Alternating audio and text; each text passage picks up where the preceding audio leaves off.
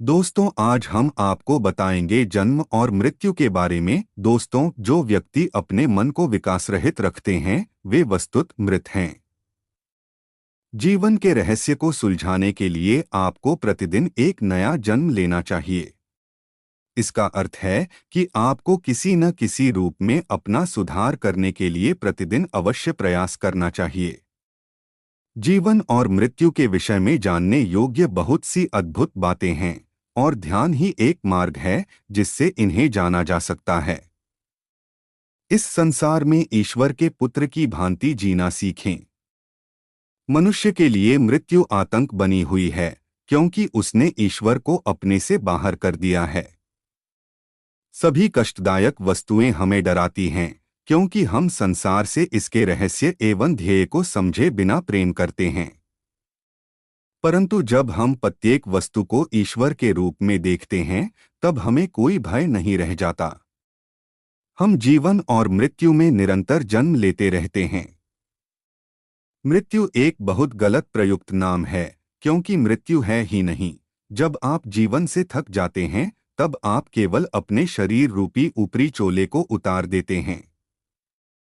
जो व्यक्ति अपने मन को विकास रहित रखते हैं वे वस्तुत मृत हैं। जीवन के रहस्य को सुलझाने के लिए आपको प्रतिदिन एक नया जन्म लेना चाहिए।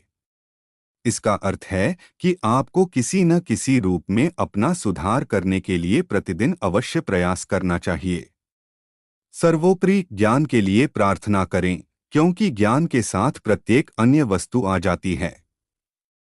मनोदशाओं द्वारा नियंत्रित न होकर ज्ञान द्वारा नियंत्रित हों और उस ज्ञान से रचनात्मक विचारों और क्रियाकलापों को विकसित करें।